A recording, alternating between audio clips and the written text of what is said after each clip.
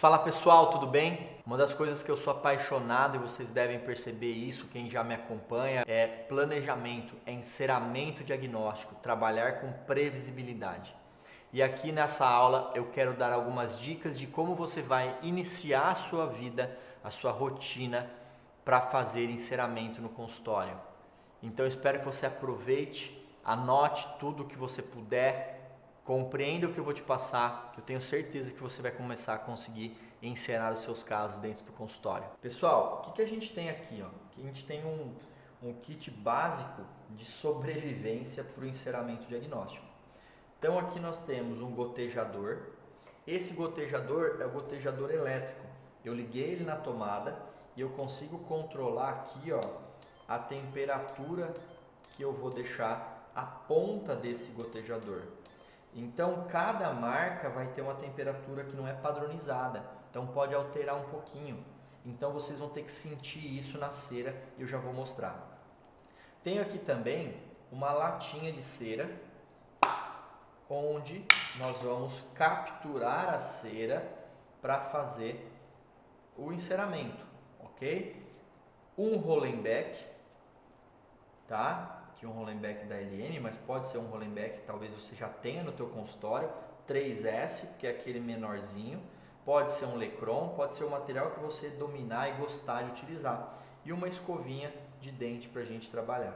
Então, olha que bacana isso. E outro dia uma colega dentista me perguntou se para fazer planejamento de enceramento teria que ter um investimento muito alto. Isso aqui não tem um investimento alto e você consegue ter esse mini laboratório dentro da sua clínica para fazer esse tipo de planejamento. Eu deixei aqui um modelo impresso para a gente encerar uma classe 4 e aí a gente vai dar as dicas. O primeiro exercício que eu quero que você faça é trabalhar com a captura da cera. Vou dar um zoom aqui. Captura da cera é quando eu venho com as costas do instrumento e ela já entra no meu gotejador. Só que se eu perceber que a cera não está parando, pode ser que o gotejador esteja muito quente. Aqui a cera está parando, dá para ver na pontinha, ó. Se eu jogar ela, por exemplo, aqui, ela está escoando e parando. E é esse time que eu quero que você pegue. Então eu vou colocar de lado, eu vou capturar e eu vou inclinar e gotejar aqui na minha bancada. E aqui eu não vou conseguir mostrar para vocês, mas se eu virar ali e vocês olharem, quando eu começo a tocar essa cera na posição que eu quero, eu vou soprar um pouquinho para esfriar essa cera quando ela vai sendo depositada no modelo ou na bancada. Então eu vou soltando a cera e minha boca aqui, eu vou soprar um pouquinho essa cera. E aí, o primeiro exercício que eu quero que você faça na sua clínica é montar como se fosse um castelinho. Estou assoprando e puxando. E eu vou fazendo isso gradativamente, ok? Nos cursos que a gente faz com enceramento, no curso clínico e no avançado de resina, eu faço o colega fazer um castelinho e um arco para dominar o ponto da cera. E aqui, a gente já está num ponto muito bom. Se vocês repararem o que eu estou fazendo, eu já construí aqui, eu vou tirar aqui para vocês, um castelinho. Olha a altura que eu já tinha feito essa brincadeira da cera. Por que eu falo para você fazer isso? Esse é o primeiro exercício, dominar a cera. Se você não dominar a cera e fazer subir essas torrezinhas, você não vai conseguir levar as torres para o dente. No PDF que vocês vão receber, que vocês já devem ter em mãos, vocês já vão ter a sequência do enceramento progressivo lá, baseado nos artigos que a gente já publicou. E aqui então, eu venho fazendo esse trabalho de enceramento. Vamos supor que eu vou encerar essa classe 4. Põe uma gota e eu estou soprando. Olha que bacana, pessoal. Com aquela brincadeira dos cones, eu entendi a temperatura da cera, eu venho gotejando e soprando e olha o que eu já estou criando. A inclinação do dente e o arcabouço proximal da mesial e agora eu faço a mesma coisa na distal. Posso subir no bisel e olha que interessante, eu já vou guiando os cones e eu posso fazer agora no centro do dente. Então eu monto 3 cones guias, cone mesial, cone distal e o cone central. Vocês podem movimentar o modelo também para a região que você queira que a cera incline. E olha que interessante, temos 3 cones com posicionamento bacana e agora eu vou unir essas incisais. Então eu venho aqui, ó, faço essa união e faço essa união. Olha que interessante, eu já alonguei um pouquinho ele em relação ao lateral e eu começo a trabalhar a morfologia. Então isso é enceramento. O enceramento vai abrir a sua mente, você vai enxergar a morfologia. Eu estou trabalhando as arestas, as cristas. Aqui eu tenho os lóbulos e você começa a ficar muito ligado em toda essa morfologia. Agora eu começo a preencher essa área tanto por vestibular quanto por palatina, porque a palatina está oca ainda. Então aqui, ó, eu vou colocar também e eu venho preenchendo toda essa camada palatina. E aqui nós vemos o modelinho sendo preenchido e agora eu posso começar a pensar na escultura. Ó, tenho esse volume dental, posso preencher um pouquinho mais a distal. O bisel não está totalmente coberto, então eu tenho que pôr mais cera nessa região. Mas notem que eu mantenho a morfologia criada pelo desenvolvimento das cristas. Ali está faltando um pouquinho na mesial. Não tem problema se encostar no dente vizinho. Essa é a vantagem do enceramento. É só você separar com o Rollenbeck. Olha lá onde tem um degrau também, ó. Eu posso preencher essa região. E aí, a partir do momento que a cera está mais fria, eu posso começar a pensar em esculpir regressivamente. Então eu venho aqui, ó, eu começo a esculpir com o Rollenbeck, ok? Se você vai fazer o enceramento dos 2 dentes, por exemplo, você poderia fazer esses cones, unir, fechar, fazer os cones aqui, unir, fechar, e você vai trabalhando progressivamente.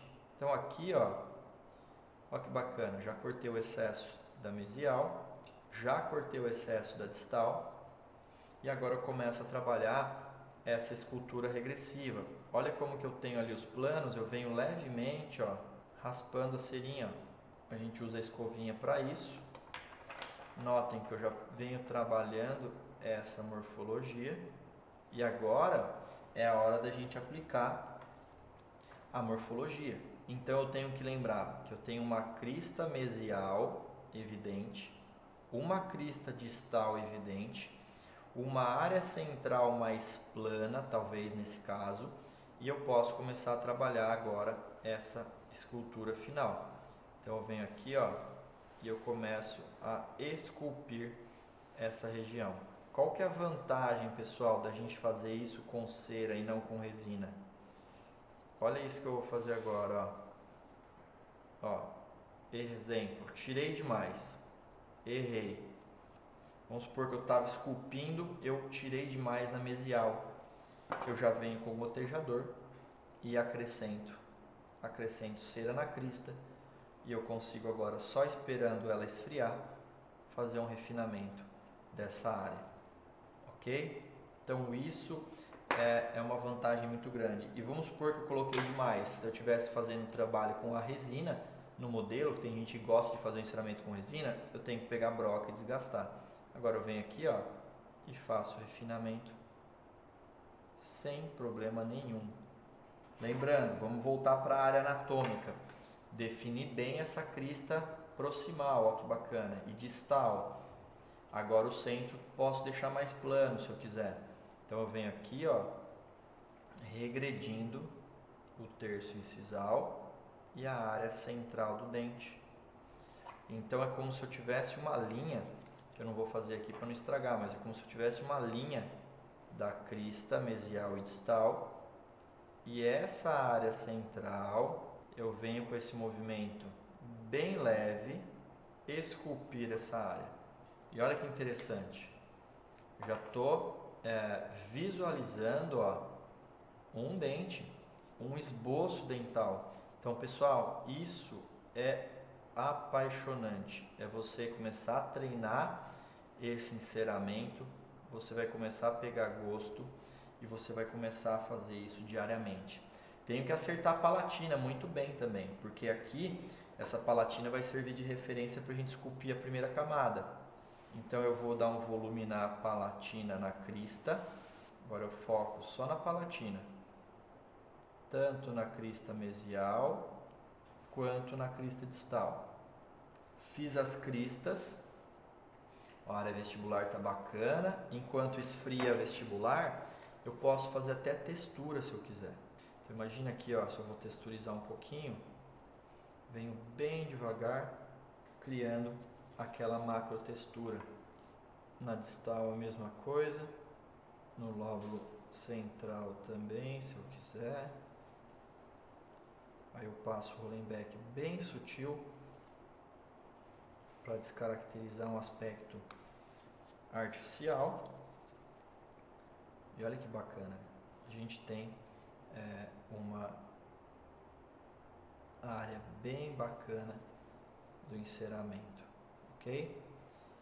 Então aqui eu tenho uma estética agradável, eu já treinei a morfologia desse dente, agora eu posso trabalhar a palatina, que vai servir de guia para a minha primeira camada, por exemplo, num caso como esse. Então eu vou tirar o excesso da proximal. Então é importante eu delimitar isso muito bem. Calibro levemente o volume da crista mesial. E agora eu começo a refinar essa área palatina. Quando eu aliso bem essa área palatina e começo a esculpir essa crista toda, eu tenho que pensar em uma coisa super importante. Quando essa crista estiver sendo finalizada com o volume final, eu tenho que ver a necessidade ou não de criar um símbolo talvez mais evidente, ok? Mas mais importante que isso é aqui, galera. Isso é um detalhe importantíssimo, ó. Eu venho nesse ângulo aqui, ó, que está reto, e eu biselo esse ângulo palatino. Olha até o reflexo da luz ali, ó, entregando pra gente. E esse bisel é o que vai fazer e vai ajudar na minha desoclusão da primeira camada. O antagonista vai escorregar aqui e vai deslizar aqui, sem gerar tensão. Então eu faço isso em 100% dos meus casos. Eu insero, quando eu termino o enceramento, eu faço esse refinamento da palatina. Lógico que aqui eu posso deixar a crista palatina mais bonita.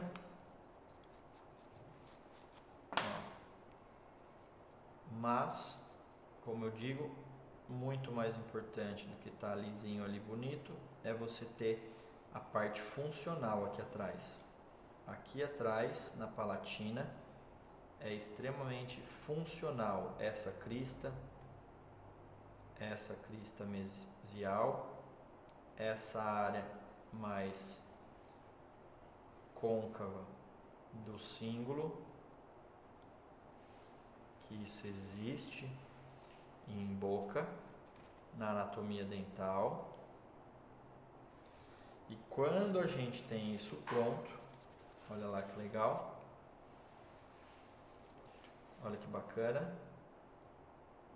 a gente faz aquela inclinação final que eu mostrei para vocês, que é essa aqui, ó.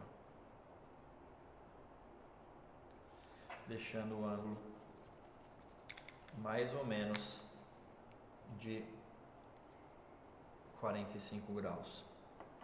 Então olha que interessante, a superfície extremamente lisa, contínua, a gente consegue texturizar tudo aquilo que a gente já criou. Olha que bacana. Então isso aqui é o que eu gostaria que vocês treinassem demais, tá? Posso refinar um pouquinho mais aqui, ó. Mas basicamente é isso. Aí essa primeira camada, notem, a fratura tá aqui em cima, eu estendi, porque eu estendendo, por exemplo, se eu for encerar essa faceta, eu estendo a cera até aqui, ó, no máximo até o contato, para sobrar espaço de envelopamento. E olha aquela importância daquela inclinação que eu conversei com vocês, ó. Então, galera, isso foi a dica de enceramento. Notem que a gente tem um resultado bacana e a gente tem que pensar em morfologia para buscar estética e função no enceramento. Pessoal, então essa foi a ideia que a gente tinha para passar para vocês sobre enceramento diagnóstico, uma coisa no qual eu sou apaixonado.